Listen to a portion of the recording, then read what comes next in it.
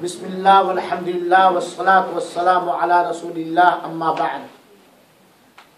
حاضرین مجلس، دینی اور اسلامی بھائیوں، آج بتاریخ 26 فروری سن 2015 بروز جمعرات بعد صلاۃ عشاء آسا اسلامک سینٹر حفوظ کی طرف سے آپ کے ثنائیہ کی اس مسجد میں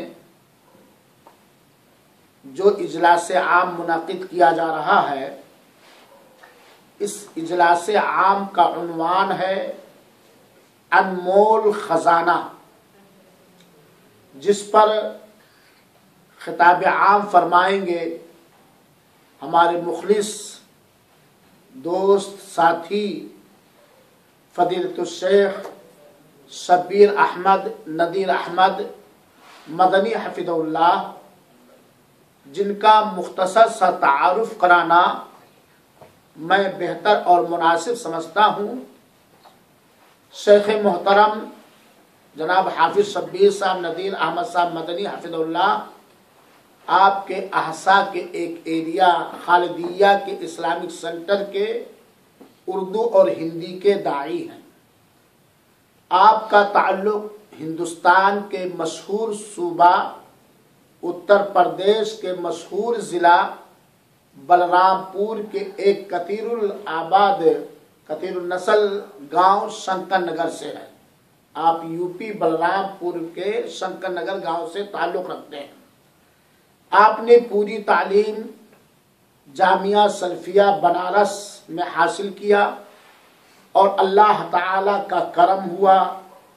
ان کے والدین کی دعائیں اور تمنائیں اللہ تعالی نے قبول فرمایا اور شیخ محترم کو اللہ تعالی نے جامعہ اسلامیہ مدینہ منورہ کے کلیۃ القرآن میں داخلہ میسر فرمایا اور آپ نے 4 سال وہاں بحیثیت طالب علم اور اسٹوڈنٹ قرآن تجوید علوم قرآن حدیث اور فقہ کی تعلیم حاصل کی اور اللہ تعالیٰ نے آپ کو علم کی دولت سے اخلاق کی دولت سے مالا مال فرمایا اور بہت بڑی عزت اللہ تعالیٰ نے آپ کو نصیب فرمائی. اس پر ہم سب شکر گزار ہیں کہ حافظ صاحب ناراض نہ ہوں، آپ ہمارے لیے رہنما اور نمونہ ہیں. جس وقت انہوں نے جامعہ اسلامیہ مدینہ منورہ کو ٹاپ کیا تھا، پورے جامعہ کو ٹاپ کیا تھا، اس وقت امیر اور گورنر تھے مدینہ منورہ کے صاحب السمو عبد المجید بن عبد العزیز رحمہ اللہ. ان کے ہاتھ سے آپ کو سرٹیفکیٹ ملا تھا، پورا جامعہ آپ نے ٹاپ کیا تھا. اور وہاں سے فراغت کے بعد الحمدللہ دعوت و تبلیغ ہی میں لگے ہیں، کہیں مباشرتاً کہیں غیر مباشر. اور آج 3-4 سالوں سے مستقل طور پر آپ دعوت و تبلیغ میں لگے ہیں اور کچھ کتابیں بھی آپ کی ہیں. میں اور مزید اپنی بات کو آگے نہ بڑھاتے ہوئے صرف آپ لوگوں سے یہ گزارش کروں گا کہ ہم سب ہمیشہ ایسے علماء کرام کی صحت اور عافیت کے لیے، ان کے اور ان کے والدین کے صحت و عافیت اور سعادت دارین کے لیے ہمیشہ دعا کریں. ہماری بڑے زمانے سے بڑے وقت سے تمنا تھی کہ میں آپ کے سامنے شیخ محترم کو لاؤں، اور اللہ کا احسان ہے، کرم ہے کہ اللہ تعالیٰ نے یہ موقع ہمیں نصیب فرمایا. آج کا موضوع بڑا اہم ہے میرے بھائیوں، شخصیت بھی اہم ہے اور موضوع بھی، عنوان بھی آج کا بہت ہی اہم ہے، لہذا بہت غور سے سنیں گے. تو کیا عنوان ہے؟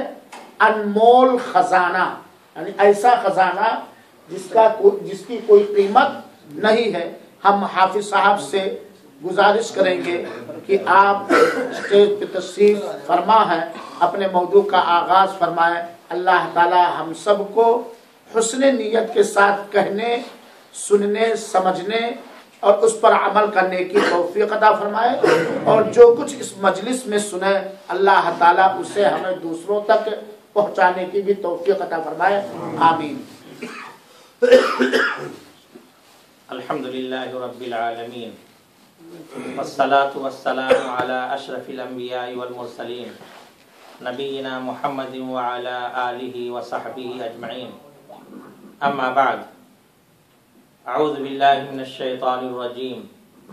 بسم الله الرحمن الرحيم. والعصر إن الإنسان لفي خسر إلا الذين آمنوا وعملوا الصالحات وتواصوا بالحق وتواصوا بالصبر. میرے بھائیوں، یہ میرے لیے بڑی مسرت اور خوشی کا مقام ہے، اور میری خوش نصیبی اور سعادت کی بات ہے کہ آپ سے ملنے، آپ کے درمیان بیٹھنے، آپ سے سننے اور آپ کو کچھ سنانے کا شرف مل رہا ہے۔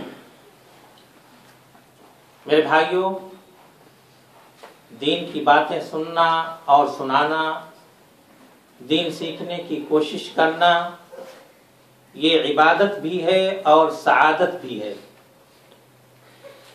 اور اس طرح کی مجلسوں کی بڑی فضیلت آئی ہے۔ اس سے ہمارے دینی معلومات میں اضافہ ہوتا ہے، بھولے اسباق تازہ ہو جاتے ہیں، دینی شعور اور جذبہ تازہ ہو جاتا ہے، فکر و عمل کی صلاحیتوں اور جذبوں کو توانائی ملتی ہے، اور اس طرح کی مجلسوں میں شرکت وقت کا بہترین استعمال ہے۔ اللہ تبارک و تعالی ہمارے اس مجلس کو، ہمارے یہاں جمع ہونے کو خیر و برکت کا باعث بنائے، اور ہمیں حق بات کہنے کی اور ہم سب کو حق پر عمل کرنے کی توفیق عطا فرمائے۔ میرے بھائیوں، یہ مکاتب تعاونیہ اللہ تبارک و تعالیٰ کی بہت بڑی نعمت ہے۔ ان کے ذریعے ہمیں اس دیار غیر میں اپنی زبان میں دین کی باتیں سننے، دین سیکھنے کے مواقع میسر ہیں، جن کا تصور ہمارے ملک میں بھی نہیں کیا جا سکتا۔ ہماری ذمہ داری یہ ہے کہ ہم حتی الامکان ان سے فائدہ اٹھائیں۔ اگر اس کے باوجود بھی اگر ہماری تلاوت صحیح نہیں ہوئی، ہمارے عقیدے صحیح نہیں ہوئے، ہماری نماز صحیح نہیں ہوئی، تو یقین جانے ہماری بدنصیبی ہوگی، اور اللہ تبارک و تعالیٰ کے یہاں اس کے بارے میں باز پرس ہوگی، اور اللہ تبارک و تعالیٰ کے یہاں ہم معذور نہیں سمجھے جائیں گے۔ میرے بھائیوں، آج کی گفتگو کا موضوع جیسا کہ ہمارے شیخ محترم نے بیان کیا، ایک ایسی دولت ہے کہ جو یکساں طور پر انسانی معاشرے میں امیر و غریب، مسلم و کافر، مرد عورت، چھوٹے بڑے سب کو ملی ہوئی ہے۔ وعلیکم السلام۔ یہ ایسا سرمایہ ہے کہ جسے ہم کسی بھی کرنسی کے ذریعے سے خرید نہیں سکتے۔ یہ ایسا جن سے گرا مایہ ہے کہ جس کا بدل سیم و زر، مال و دولت اور بیش قیمت جواہرات بھی نہیں بن سکتے۔ اس نعمت کے بغیر میرے بھائیوں، نہ تو ہمیں ایمان کی دولت حاصل ہو سکتی ہے، نہ ہم نماز پڑھ سکتے، نہ روزہ رکھ سکتے، نہ اپنے رب سے مناجات کر سکتے، نہ جنت میں داخل ہو سکتے، نہ مقام ولایت حاصل کر سکتے، اور نہ ہی اپنے رب کا دیدار کر سکتے۔ آپ سمجھ گئے ہوں گے کہ میرا مقصد وقت ہے۔ وقت کے بغیر ہم دین و دنیا کی بہت ساری نعمتوں سے لطف اندوز نہیں ہو سکتے۔ مال بلا شبہ بہت بڑی نعمت ہے، جو بہت محنت اور مشقت سے حاصل ہوتا ہے، لیکن وہ بھی اسی وقت حاصل ہوتا ہے جب اس کے حصول میں وقت کو ضائع نہ کیا جائے اور پھر مال کو جمع کیا جا سکتا ہے، اس کو ذخیرہ بنایا جا سکتا ہے، لیکن گیا وقت پھر ہاتھ نہیں آتا۔ بچپن گیا، جوانی کیا گئی کہ زندگی کی ساری بہاریں رخصت ہو گئیں، صحت اور جوانی کی شام ہونے لگتی ہے تو بڑھاپا دستک دینے لگتا ہے، اپنے ساتھ چلنے کے لیے لاٹھی، دیکھنے کے لیے چشمہ اور بہت ساری پریشانیوں کی سوغات دیتا ہے۔ اس لیے میرے بھائیوں، یہ وقت یہ مال سے بھی زیادہ قیمتی ہے، بلکہ وقت ہی ہماری زندگی ہے، اس لیے کہ لمحوں سے منٹ بنتے ہیں اور منٹوں سے دن بنتے، ہفتے منٹوں سے گھنٹے بنتے ہیں اور گھنٹوں سے دن بنتے ہیں، دن دن کے ساتھ جڑتا ہے تو ہفتہ بنتا ہے، اسی طرح سے مہینے اور سال بنتے ہیں۔ انہی لمحوں کے مجموعے میں جینے کا نام زندگی ہے۔ ہماری زندگی کا دورانیہ انہی لمحوں سے عبارت ہے۔ اگر ہم نے ان لمحوں کو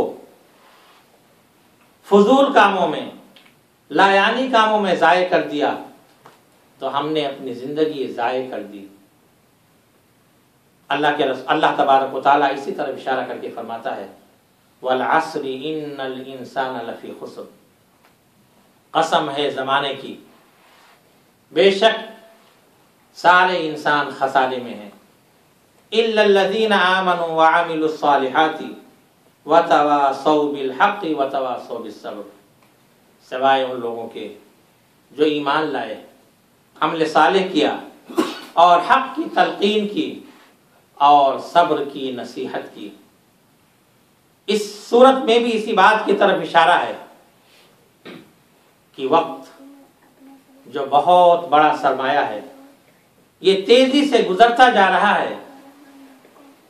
اگر اس سے فائدہ نہ اٹھایا گیا، اگر اس کو فضول لایانی کاموں میں یا معصیت کے کاموں میں اس کو ضائع کر دیا گیا تو یہی انسان کا سب سے بڑا خسارہ ہے۔ امام رازی نے ایک بزرگ کا قول نقل کیا ہے کہ میں نے سورہ عصر کا مطلب ایک برف بیچنے والے سے سمجھا جو بازار میں آواز لگا رہا تھا کہ اس شخص پر رحم کرو جس کا سرمایہ پگھلا جا رہا ہے۔ اس کی یہ بات سن کر میرے ذہن میں ان الانسان لفی خسر کا مطلب آ گیا کہ انسان کو دنیا میں جو عمل کی مہلت دی گئی ہے وہ برف کے پگھلنے کی طرح تیزی سے گزرتی جا رہی ہے، ختم ہوتی جا رہی ہے، اور اگر انسان اس سے فائدہ نہ اٹھا لے تو یہی اس کے لیے خسارہ ہے۔ گویا سیکنڈ کی سوئی جتنی تیزی سے بڑھتی جا رہی ہے ہماری زندگی کو گھٹاتی جا رہی ہے اور ہمارے نقصان میں اضافہ کرتی جا رہی ہے، الا یہ کہ ہم ان اوقات کو، ان لمحات کو، ان گھڑیوں کو ایسے کاموں میں صرف کریں جو آخرت میں ہمیں فائدہ دینے والے ہوں۔ اللہ کے رسول صلی اللہ علیہ وسلم نے ہمیں نصیحت کرتے ہوئے فرمایا نعمتان مغبون فیہما کثیر من الناس الصحۃ والفراغ، کہ انسان کو دو نعمتیں ایسی دی گئی ہیں کہ ان کا فائدہ نہ اٹھا کر کے، کما حق ان کا استعمال نہ کر کے انسان خسارے کا سودا کر رہا ہے۔ الصحۃ والفراغ، ایک صحت و تندرستی ہے اور دوسرا فرصت ہے۔ اس حدیث میں اللہ کے رسول صلی اللہ علیہ وسلم نے انسان کو تاجر سے اور فرصت اور صحت کو راس المال سے تشبیہ دی ہے، اور آپ جانتے ہیں کہ جس طرح سے کوئی تاجر اگر اپنے مال کو نفع بخش کاروبار میں لگاتا ہے، احتیاط سے خرچ کرتا ہے، تو وہ فائدہ اٹھاتا ہے.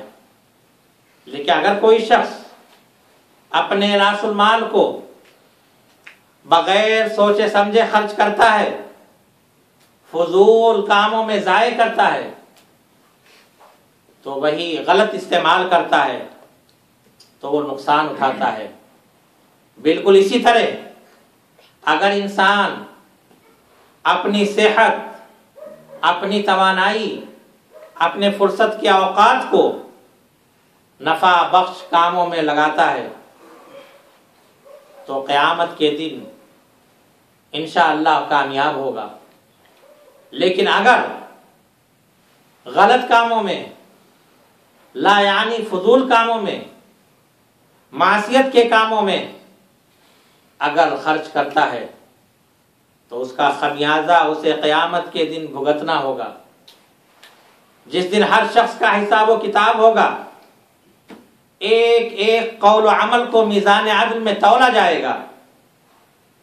اس لیے میرے بھائیوں، یہ قیمتی اوقات یہ گپ شپ میں، فضول کی مجلسوں میں وقت گزاری کر کے برباد کرنے کے لیے نہیں.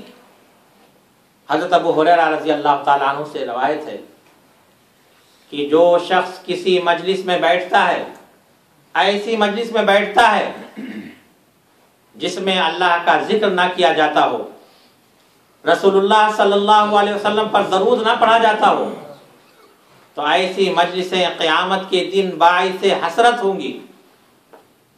انسان ایسی مجلسوں پر حسرت افسوس کا اظہار کرے گا.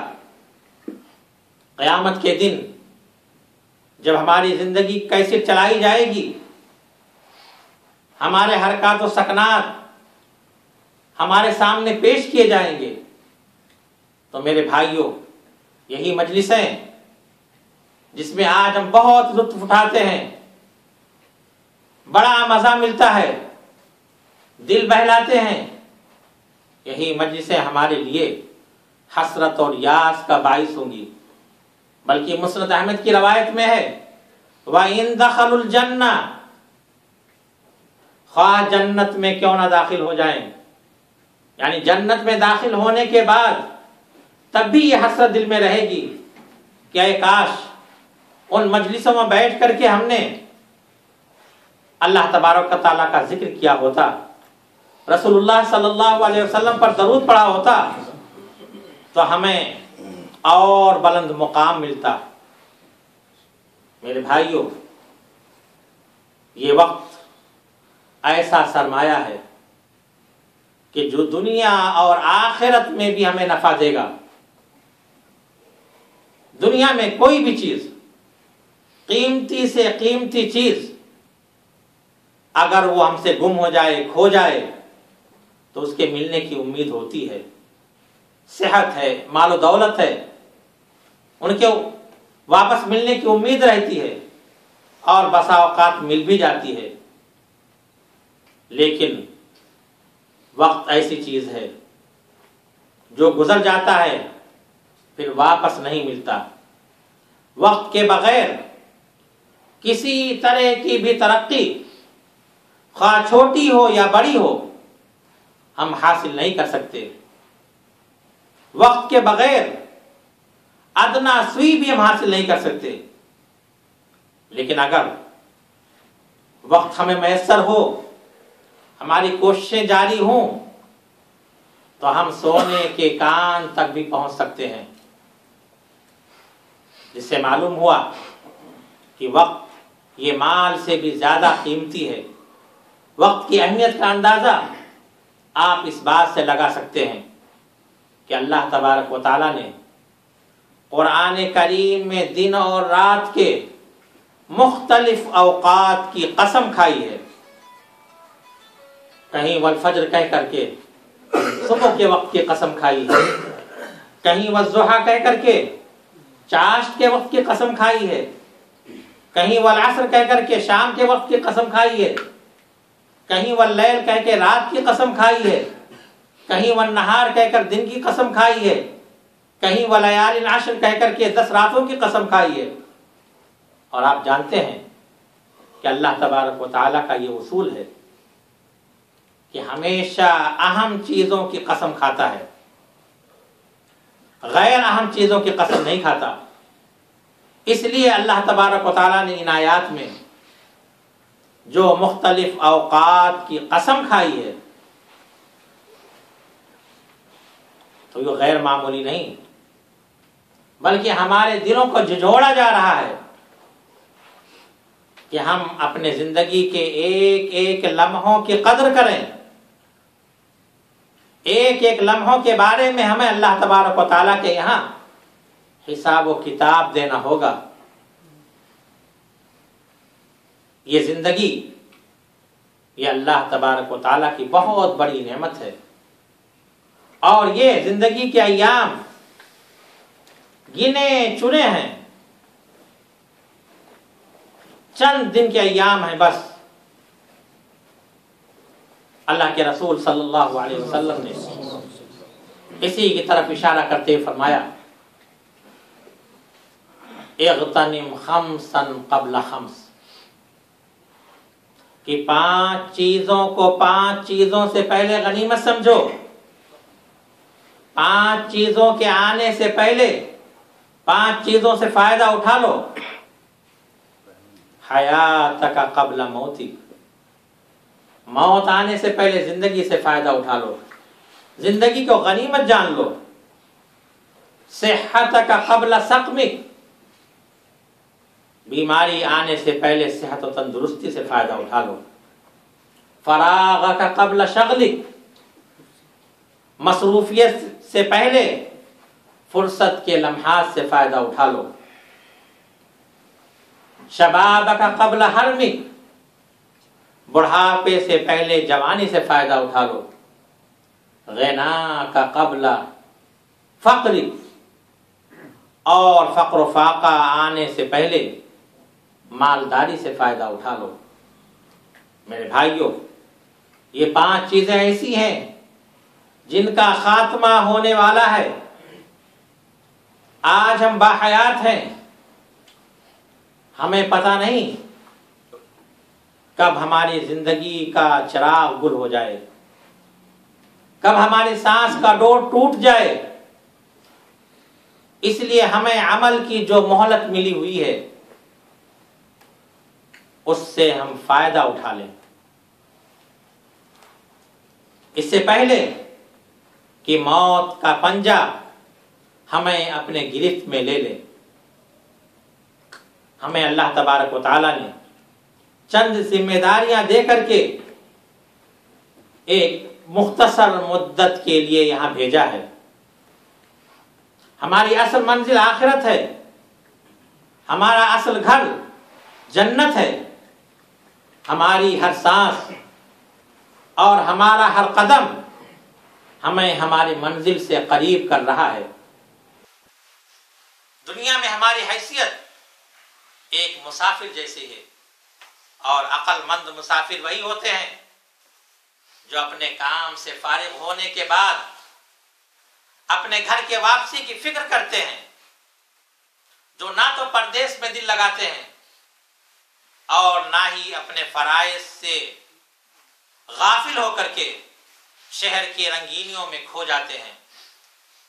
ہمیں یہ جو مہلت ملی ہوئی ہے میرے بھائیوں، اس کے بارے میں قیامت کے دن ہم سے سوال ہوگا۔ اللہ کے رسول صلی اللہ علیہ وسلم کی حدیث ہے، لا تزول قدم عبد یوم القیامہ حتی یسأل عن 4۔ کوئی بھی شخص اللہ رب العزت کے سامنے سے اس وقت تک اپنے قدم نہیں ہلا سکتا، اپنے قدم کو جنبش نہیں دے سکتا جب تک 4 سوالوں کے جواب نہیں دے گا۔ یہی 4 سوالات ایسے ہوں گے جن پر ہماری کامیابی یا ناکامی کا دار و مدار ہوگا۔ ان میں پہلا سوال یہی ہوگا، عن حیاتہ فیما افنا، زندگی کے بارے میں سوال ہوگا کہ اس نے زندگی اپنی کہاں پہ ضائع کی، کہاں پہ خرچ کی۔ ہم اور آپ جانتے ہیں کہ دنیا کی زندگی یہ ہمارے لیے امتحان کی جگہ ہے۔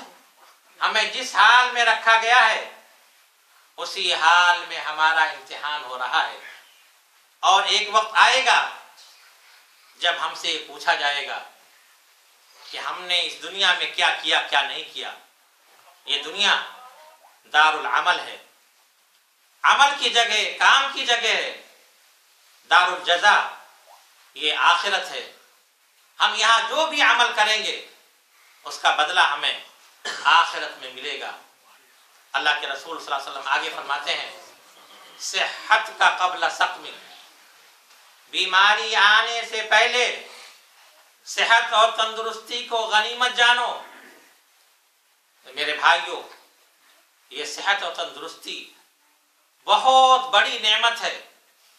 اس کی قدر و قیمت وہی شخص جانتا ہے، صحیح قدر و قیمت وہی شخص جانتا ہے جو مختلف قسم کی بیماریوں میں مبتلا ہو۔ آپ اپنے معاشرے پر نظر ڈالیں گے، کتنے لوگ ایسے ہیں جو مہلک بیماریوں میں مبتلا ہیں۔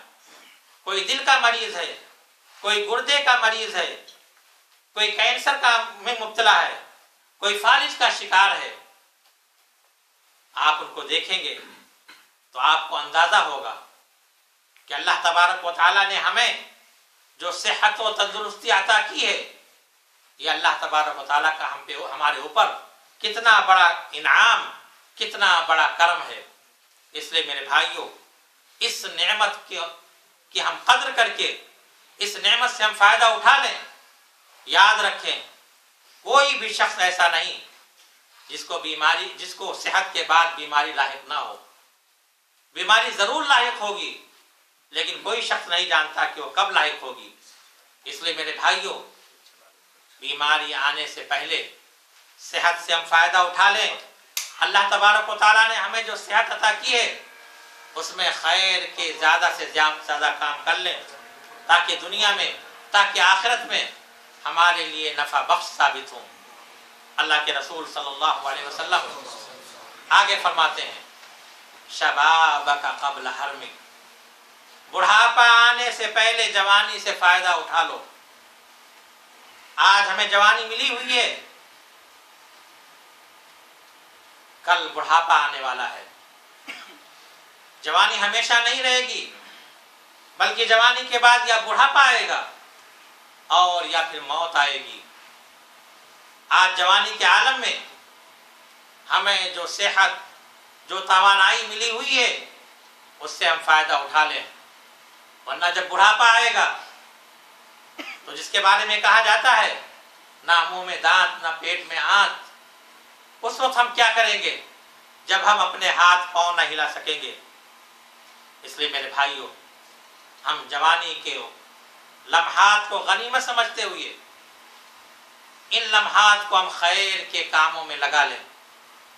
جوانی کے بارے میں اللہ تبارک و تعالیٰ خاص طور پر قیامت کے دن سوال کرے گا۔ عام زندگی کے بارے میں، عمر کے بارے میں سوال کرے گا، لیکن ایک خاص سوال جوانی کے بارے میں بھی ہوگا، عن شبابہ فیما ابلا، کہ جوانی میں اس نے اپنی جوانی اس میں کس چیز میں گزاری۔ جوانی کے عالم میں اللہ تبارک و تعالیٰ نے جو ہمیں قوت، جو صلاحیت عطا کی ہے، ان کو ہم نے کس چیز میں خرچ کیا؟ کیا اللہ کے مرضی کے کام میں خرچ کیا؟ اللہ کے احکام کے مطابق خرچ کیا؟ اللہ کے دین کو لوگوں تک پہنچانے میں خرچ کیا؟ اللہ کے پیغام کو لوگوں تک پہنچانے میں خرچ کیا؟ یا یہ کہ ناجائز خواہشات کے تکمیل میں، جذبات کے رو میں بہہ کر کے اللہ تبارک و تعالیٰ کے دی ہوئی قوتوں کو ہم نے ضائع کر دیا؟ میرے بھائیوں، جوانی کے عالم میں انسان کے بھٹکنے کا خطرہ زیادہ رہتا ہے، طرح طرح کے فتنے اسے اپنی طرف مائل کرتے ہیں۔ اس لیے جوانی کے بارے میں خاص طور پر اللہ تبارک و تعالیٰ سوال کرے گا، اور یہی وجہ ہے کہ جوانی کی عبادت اللہ تبارک و تعالیٰ کو بہت محبوب ہے۔ وہ 7 قسم کے خوش نصیب لوگ جنہیں عرش الہی کے سائے میں جگہ ملے گی، جس دن عرش الہی کے سائے کے علاوہ کوئی سایہ نہ ہوگا، ان میں سے ایک خوش نصیب وہ بھی ہوگا شاب نشا فی عبادت اللہ، ایسا نوجوان جس نے اپنی جوانی اللہ کی عبادت میں گزاری ہوگی، ایسا نوجوان بھی عرش الہی کے سائے میں ہوگا، جس دن عرش الہی کے سائے کے علاوہ کوئی سایہ نہیں ہوگا۔ آگے اللہ کے رسول صلی اللہ علیہ وسلم فرماتے ہیں فراغ کا قبل شغلی، مصروفیت آنے سے پہلے فرصت کے لمحات سے فائدہ اٹھا لو۔ آج ہمارے پاس اگر فرصت ہے، کیا معلوم ہمارے پاس مصروفیت آ جائے، اس لیے جو فرصت ہمیں میسر ہے ان سے فائدہ اٹھا لیں۔ آگے فرماتے ہیں غنا کا قبل فقری، محتاجی فقیری آنے سے پہلے مالداری سے فائدہ اٹھا لو۔ آج اگر اللہ تبارک و تعالیٰ نے ہمیں فارغ البالی عطا کی ہے، فراخت عطا کی ہے، کشادہ رزق عطا کی ہے، تو میرے بھائیوں کوئی ضروری نہیں کہ ہمیشہ رہے، حالات بدلتے رہتے ہیں۔ کتنے امیر و کبیر تھے، فقیر ہو گئے، پائی پائی کے محتاج ہو گئے، پتہ نہیں کب ہماری حالت بھی بدل جائے۔ اس لیے ہمیں جو فراخی ملی ہوئی ہے، جو رزق میں کشادگی ملی ہوئی ہے، اسے ایسے کاموں میں لگائیں جو قیامت کے دن ہمارے لیے نفع بخش ہو۔ فضول کاموں میں خرچ نہ کریں، ایسے کاموں میں لگائیں جو ہمارے لیے مفید ہوں۔ اپنے اہل و عیال کی تربیت میں لگائیں، اپنے غریب رشتہ داروں کا خیال رکھیں، اپنے غریب پڑوسیوں کا خیال رکھیں۔ یاد رکھیں میرے بھائیوں، ہمارا اصل مال وہی ہے جس سے ہم نے فائدہ اٹھا لیا، باقی سارا مال ہمارے ورثہ کا ہے۔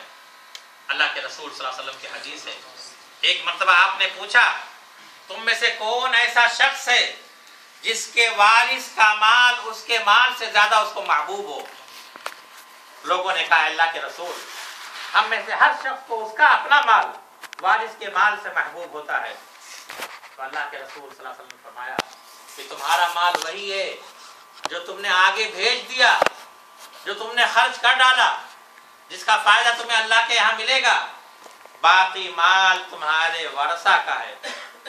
آپ غور کریں، خود اللہ نہ کرے اگر آج ہماری سانس بند ہو جائے تو سارا مال جو ہم نے کمایا ہے، جس کے لیے ہم نے سخت گرمی برداشت کی ہے، لوگوں کی جھڑکیاں سنی ہیں، لوگوں کی باتیں برداشت کی ہیں، یہ سارا مال کس کے لیے ہو جائے گا؟ ورثہ کے لیے ہمارے ہو جائے گا۔ بلکہ دنیا ہی میں مرض الموت میں ہمیں اپنے پورے مال پہ تصرف کا حق نہیں ہوتا۔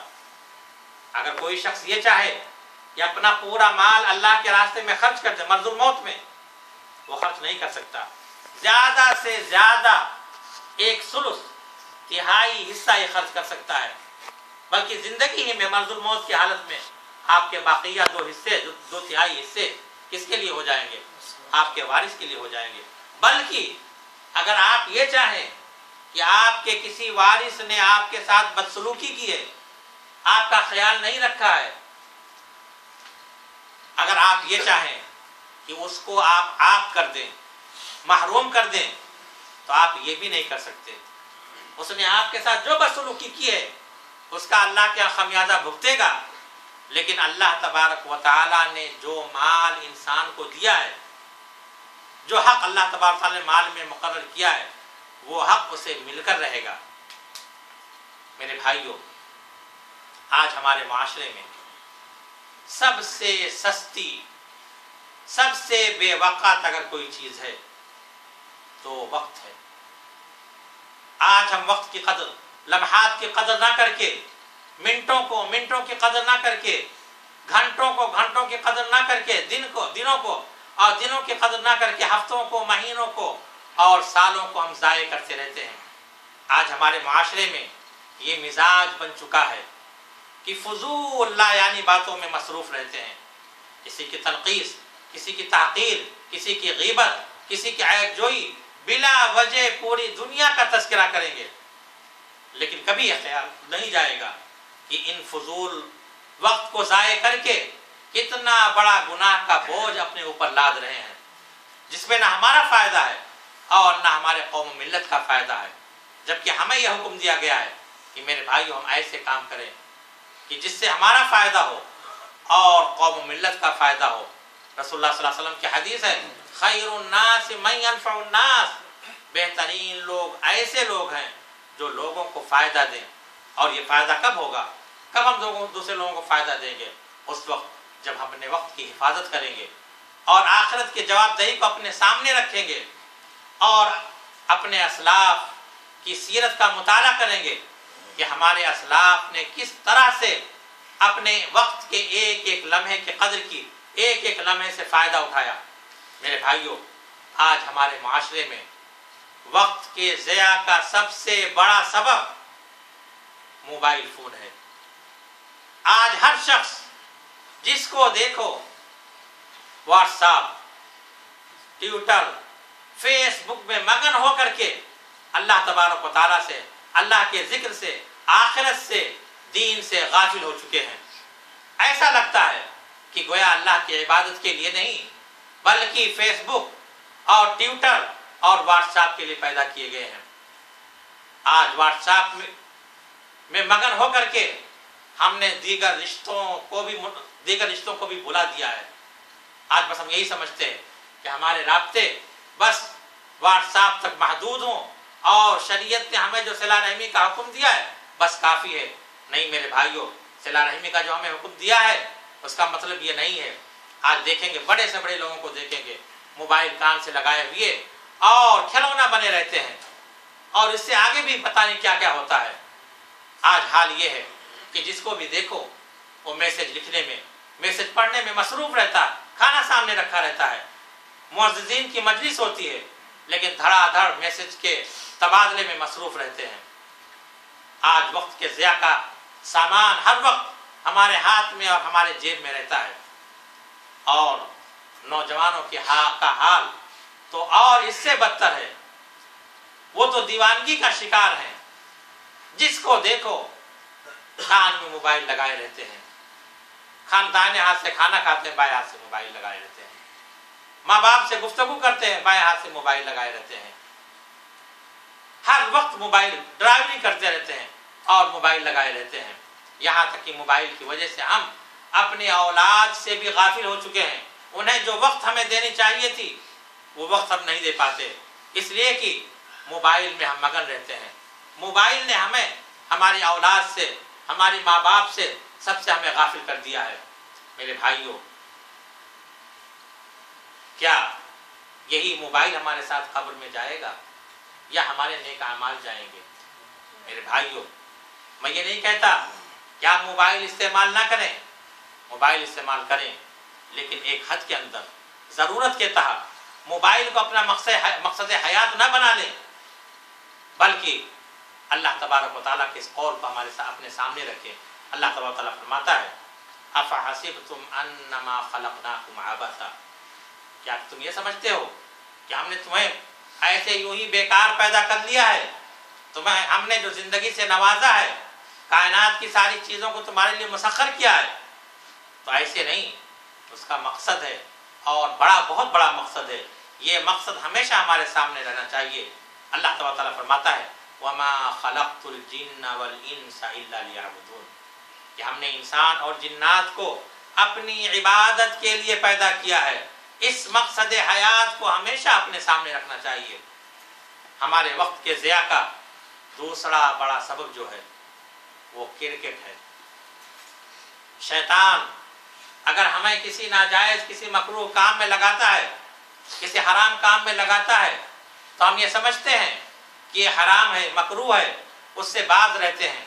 लेकिन शैतान की सबसे बड़ी चाल ये है कि हमें जायज़ काम, मबाह काम में लगा करके बहुत से फ़राइज़ वाजिबात से गाफिल कर देता है और बहुत से मुहर्रमात, हराम कामों में हमें मुब्तला कर देता है और हमें एहसास नहीं होता। हम यही समझते हैं कि कोई हराम काम नहीं कर रहे हैं, जायज़ काम कर रहे हैं, क्रिकेट देख रहे हैं, खेल देख रहे हैं, कोई नाजायज़ काम नहीं। मेरे भाइयों, आज अपने माशरे का जायज़ा लें। बहुत कम लोग ऐसे होंगे जिनका वक्त, जिनका माल सही मसरफ में सर्फ होता होगा। क्रिकेट के बारे में लोगों के जुनून का आलम यह है कि अपने कीमती ज़िंदगी के कीमती लम्हात को बेफ़ायदा चीज़ों में ज़ाया कर रहे हैं। खून के आंसू रोने का मुकाम यह है कि वो मुसलमान जिसे उम्मत की रहनुमाई का मनसब जिन्हें सौंपा गया था, वो क्रिकेट के पीछे अपने वक्त ज़ाय करें। सैकड़ों घंटे टीवी के सामने बैठ करके ज़ाय करते हैं, सैकड़ों घंटे मोबाइल पर कमेंट्री सुनते हुए ज़ाय कर देते हैं। और यही नहीं मेरे भाइयों, बल्कि क्रिकेट की वजह से नमाज बाजमात भी छोड़ देते हैं। मैच हो रहा हो तो ना तो क्रिकेट खेलने वाले ना क्रिकेट देखने वाले नमाज को जाते हैं, जबकि हमें जानते हैं कि एक नमाज का छोड़ना कितना बड़ा गुनाह है, या वक्त से उसको टालना कितना बड़ा गुनाह है, कबीरा है। और जो लोग नमाज के लिए जाते भी हैं उनका हाल भी ये होता है कि उनका दिल नमाज में दुआ और क़िरात में लगने के बजाय बल्कि चौके छक्के और विकेट पे रहती है। और जुमा का अगर दिन आ जाए, जुमा के दिन अगर मैच होता है तो जुमा के नमाज में हाजिरी भी भारी मालूम होती है। बल्कि हम जुमा के ना खुतबे का एहतमाम करते हैं ना नमाज का एहतमाम करते हैं। मेरे भाइयों, क्या ऐसी चीज़ जो नमाज, अल्लाह के ज़िक्र, हुकूक की अदायगी से हमें गाफिल कर दे, क्या हमारी शरीयत, हमारा दीन उसकी इजाज़त देता है? मेरे भाइयों, ऐसे ज़िंदगी के लम्हात को ऐसी चीज़ों में ज़ाय करने से क्या फ़ायदा? ना दुनिया में हमें फ़ायदा दे ना आखिरत में हमारे फ़ायदा दे। मेरे भाइयों, ये वक्त का ज़ाय करना ज़िंदगी को ज़ाया करना है। वक्त को कारआमद बनाना ये ज़िंदगी को कारआमद बनाना है। और बड़े अफसोस की बात उस वक्त होती है, लोगों की दीवानगी, जुनून देख कर अफसोस उस वक्त होता है कि जब किसी अपने फेवरेट टीम को शिकस्त खाते हुए देख करके अपने अमलाक तबाह कर देते हैं, टीवी तोड़ देते हैं, मोबाइल पटक देते हैं। मेरे भाइयों, ये दीवानगी नहीं तो क्या है? शिकस्त और फतह ये अल्लाह के हाथ में, जिसको चाहता शिकस्त देता है, जिसको चाहता फतह देता है। और उस वक्त और ज़्यादा अफसोस होता है जब इस्लामी शायर का मजाक उड़ाते हुए लोगों को देखते हैं। लोग क्रिकेट का जनाजा निकालते हैं, लोग क्रिकेट पर जनाजा की नमाज पढ़ते हैं। कि मेरे भाइयों, ये इस्लाम का मजाक उड़ाना नहीं तो क्या? इसलिए मेरे भाइयों, हम अपने तर्ज अमल पर गौर करें और ऐसी चीज़ों से हम बाज रहें। मेरे भाइयों, ये वक्त बहुत कीमती है, इस वक्त का हम ख्याल रखें, बहुत ज़्यादा कीमती वक्त है। और हम देखें कि हमारे सल्फ़े सालिहीन ने अपने वक्त का किस तरह इस्तेमाल किया। जिन लोगों ने अपने वक्त का इस्तेमाल किया, एक एक लम्हे की कदर की, एक एक लम्हे को सही तरीके से इस्तेमाल किया, वो दुनिया में भी कामयाब हुए, दुनिया में उनका नाम रोशन हुआ और आखिरत में भी वो कामयाब हुए। बड़े बड़े कारनामे उन्होंने अंजाम दिए हैं। आज हम साल गुजरने पर सालगिरह की महफिल मुनाकिद करके खुशी मनाते हैं कि एक साल हमारा मुकम्मल हो गया, और हम ये नहीं जानते कि जितनी घड़ी, जितनी साल गुजर रही है हमें मौत से करीब कर रही है। जितना साल हमारा गुजर रहा है हमारी उम्र को घटाता जा रहा है। साल के आखिर में खुशी मनाने का हक उन्हें पहुंचता है जिन्होंने साल के एक एक सांस को अमानत समझ करके उनकी कदर की। लेकिन जिन लोगों ने फजूल में वक्त को ज़ाय कर दिया, साल बर्बाद कर दिया, उन्हें अफसोस करना चाहिए, अल्लाह तबारक तआला से तौबा करना चाहिए। फजूल में वक्त ज़ाय करने पर खुशी नहीं मनानी चाहिए, बल्कि मेरे भाइयों तशवीश होनी चाहिए। याद रखें कि जो पल, जो लम्हा, जो घंटा, जो दिन गुजर गया वो हमारा माजी बन गया, वो कभी लौट कर नहीं आ सकता। हमारी कीमती ज़िंदगी के जो घड़ियाँ गुजर गईं उस पर अफसोस करना चाहिए, और फिर ये भी सोचना चाहिए कि जो अय्याम ये गुजरे हुए हैं उनमें हमने क्या किया, क्या खोया, क्या पाया। इन अय्याम में, इन अय्याम को हमने किन चीज़ों में खर्च किया। कहीं ऐसा तो नहीं कि इन अय्याम में हमने किसी पर जुल्म किया, किसी को सताया, किसी का हक मारा, अल्लाह तबारक तआला की नाफरमानी तो नहीं की। अल्लाह तबारक तआला ने जिस मकसद के लिए हमें पैदा किया उस मकसद को हमने भुला तो नहीं दिया। अगर हम अपने गुजरे हुए अय्याम को, औकात को इस नज़रिए से देखेंगे तो मेरे भाइयों हमारे अंदर एहसास जिम्मेदारी पैदा होगा, शर्मिंदगी महसूस होगी। इसलिए कि हर शख्स से गलतियां होती हैं, उसे एहसास होगा, तौबा का जज्बा उसके अंदर पैदा होगा, आइंदा के लिए फ़ायदा उठाने का हौसला उसके अंदर होगा। मेरे भाइयों, सल्फ़े सालिहीन को देखें किस तरह वो अपना मुहासबा करते थे। हज़रत तौबा बिन सम्मा एक बुजुर्ग गुजरे हैं, 60 سال کی عمر تھی ان کی. انہوں نے 60 سال کی عمر کو دن میں شمار کیا، حساب لگایا، 21,510 دن بنے. انہوں نے سوچا کہ اگر میں نے ہر دن صرف ایک گناہ کیا ہوگا تو 21,500 گناہ میرے نام اعمال میں ہوں گے، کیسے میں اللہ سے سامنا کروں گا؟ یہ سوچ کر کے بے ہوش ہو گئے. پھر جب ہوش میں آئے پھر انہوں نے سوچا یہ تو اس وقت ہے کہ جب میں نے ایک دن میں ایک گناہ کیا ہوگا، اگر 10 گناہ کیا ہوگا، 100 گناہ کیا ہوگا، تب میرے نام اعمال میں کتنے گناہ ہوں گے اور کیسے میں اپنے رب سے ملوں گا؟ یہ سوچ کر کے پھر بے ہوش ہوئے. ان کے گھر والے آئے تو دیکھا کہ وہ فوت ہو چکے تھے. میرے بھائیوں، حضرت عمر رضی اللہ تعالیٰ عنہ جنہیں دنیا میں جنت کی بشارت مل چکی تھی، ان کا حال یہ تھا کہ آخری وقت میں کہہ رہے تھے کیا کاش میں برابر سرابر چھوڑ دیا جاؤں. ایک مرتبہ کہا کہ اگر کوئی شخص یہ اعلان کرے کہ سارے لوگ جنتی ہیں، صرف ایک جہنمی ہے، تو مجھے یہ ڈر ہوگا کہ شاید وہ جہنمی میں ہوں. اور اگر کوئی شخص یہ اعلان کرے کہ سارے لوگ جہنمی ہیں، صرف ایک جنتی ہے، تو اپنے رب سے یہ امید ہوگی کہ شاید وہ شخص میں ہی ہوں. میرے بھائیوں، جو لوگ اپنے وقت کو کی قدر کرتے ہیں اور اللہ کے رضا کے کاموں میں صرف کرتے ہیں تو انہیں اللہ تبارک و تعالیٰ جنت جیسے عبدالآباد نعمتوں سے نوازتا ہے. اور جو اپنے وقت کو مستیوں میں ضائع کر دیتے ہیں، اللہ کے معصیت میں ضائع کرتے ہیں، وہ جہنم کا ایندھن بنتے ہیں. میرے بھائیوں، اپنے سلف کی زندگی کو ہم دیکھیں کہ ہمارے سلف صالحین نے کس طرح اپنے ایک ایک لمحے کی قدر کی.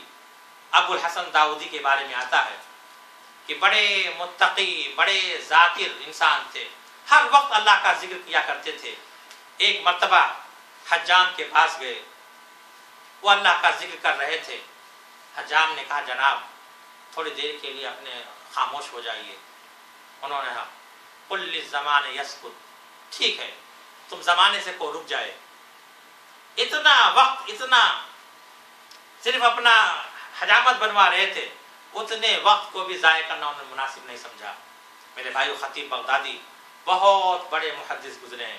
ان کے بارے میں آتا ہے کہ وہ چلتے رہتے تھے، ان کے ہاتھ میں کتاب رہتی تھی اور کتاب کو پڑھتے رہتے تھے.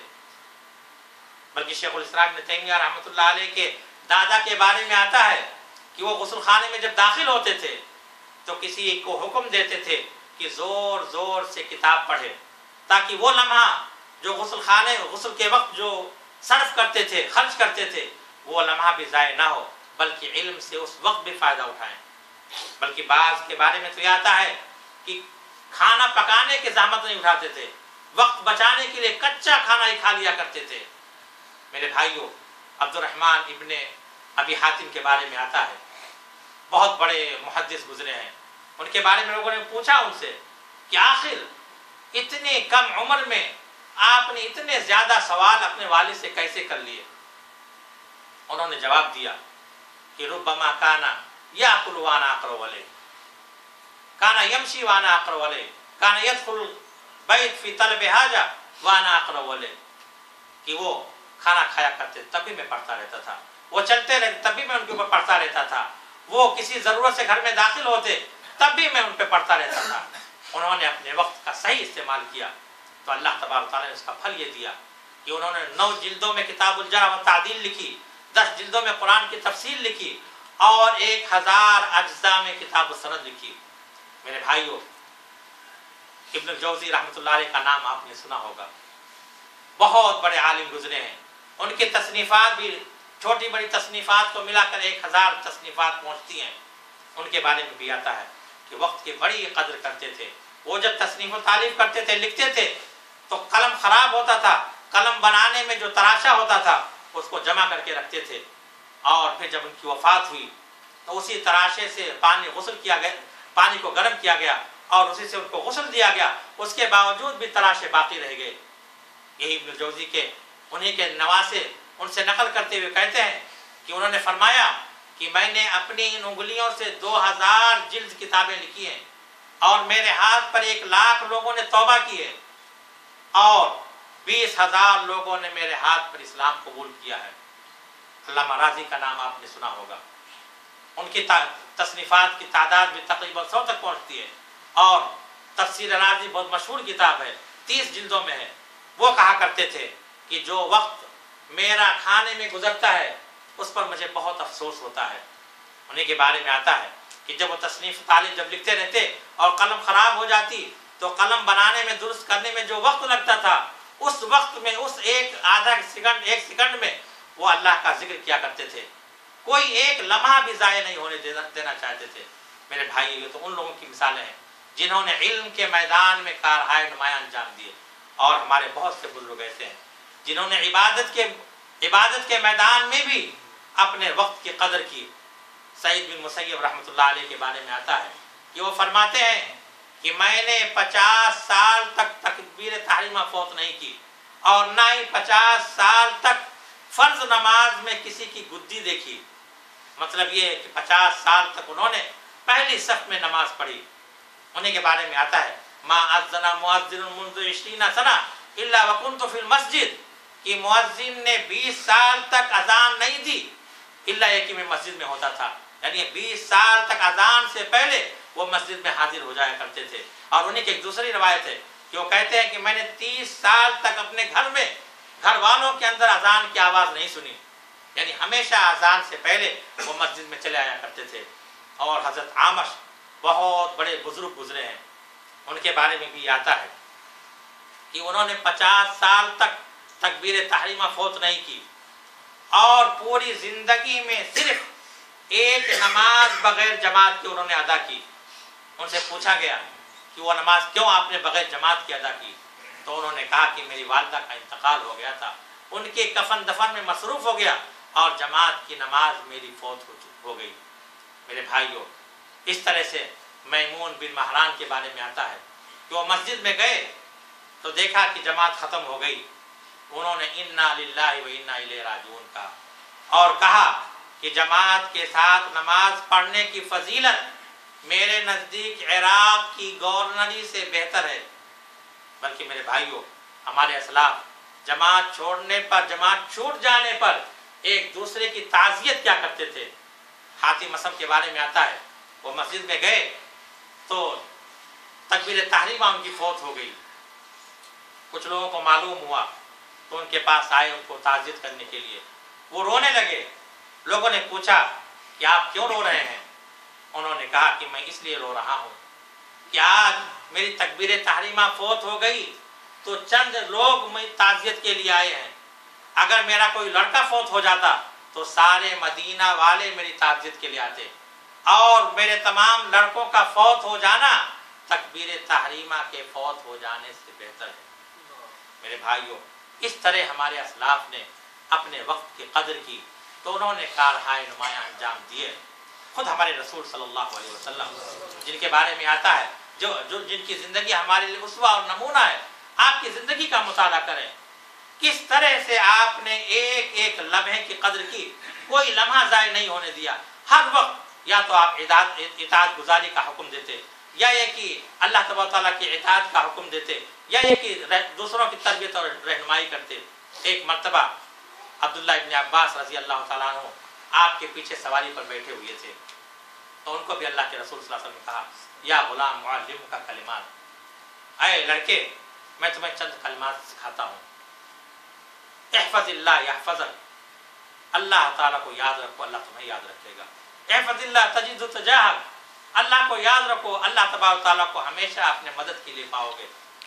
اذا سألت فاسأل اللہ، جب بھی تم سوال کرو اللہ تبارک، جب بھی تم سوال کرنا ہو، تمہیں سوال کرنا ہو اللہ سے سوال کرو۔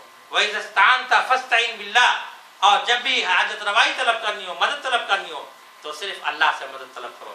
اسی طرح ایک مرتبہ اللہ کے رسول صلی اللہ علیہ وسلم کھانا کھا رہے تھے اور ایک بچہ عمر بن سلمہ آپ کے ساتھ بیٹھے ہوئے ادھر ادھر اپنا ہاتھ برتن میں پھیر رہے تھے، تو ان سے کہا یا غلام سم اللہ، اے بیٹے اللہ کا نام لے کر کے بسم اللہ کہہ کے کھانا کھاؤ، وکل بیمینک، اور اپنے دائیں ہاتھ سے کھانا کھاؤ، وکل مما یلیک، اور جو تمہارے قریب ہو اس کو کھاؤ، اسی طرح میرے بھائیوں حضرت ابو بکر صدیق رضی اللہ تعالیٰ عنہ کا بھی حال تھا، کبھی بھی اپنے وقت کو ضائع نہیں کرتے تھے. اسی لیے اللہ کے رسول صلی اللہ علیہ وسلم نے ایک مرتبہ فرمایا کہ اللہ تبارک تعالیٰ نے مجھ کو تمہاری طرف بھیجا، سارے لوگوں نے میری تکذیب کی لیکن ابو بکر نے میری تصدیق کی اور اپنے جان و مال سے میرا ساتھ دیا. ایک اور مرتبہ اللہ کے رسول صلی اللہ علیہ وسلم نے فرمایا کہ جتنا ابو بکر کا میرے اوپر احسان ہے اتنا اور کسی دوسرے کا میرے اوپر احسان نہیں. میرے بھائیوں، ان تمام واقعات اور کردار کو بیان کرنے کا مقصد یہ ہے کہ ہم ان سے عبرت پکڑیں اور جو جذبہ ان کے اندر پایا جاتا تھا اپنے اندر بھی یہی جذبہ ہم پیدا کریں، اور وقت جو انتہائی قیمتی چیز ہے اس سے فائدہ اٹھا کر کے اس سے فائدہ اٹھا لیں، اس کی قدر و قیمت کریں. یاد رکھیں جن لوگوں نے وقت کے لمحے لمحے کی قدر کی انہوں نے کامیابی حاصل کی اور نیک نامی حاصل کی، ان کا نام روشن ہوا. اور جن لوگوں نے وقت کو ضائع کر دیا انہوں نے دنیا میں بھی وہ خسارہ اٹھائے اور آخرت میں بھی وہ خسارہ اٹھانے والے ہوں گے. اللہ تبارک تعالیٰ سے دعا ہے کہ اللہ تبارک و تعالیٰ ہمیں وقت کو صحیح چیزوں میں استعمال کرنے کی توفیق دے، ایسی چیزوں میں استعمال کرنے کی توفیق دے جو قیامت کے دن ہمارے لیے فائدے کی چیز ہو اور فضول لا یعنی اور معصیت کے کاموں میں صرف کرنے سے بچائے. اقول قولی ھذا واستغفر اللہ لی ولکم ولسائر المسلمین واخر دعوانا الحمد للہ رب العالمین.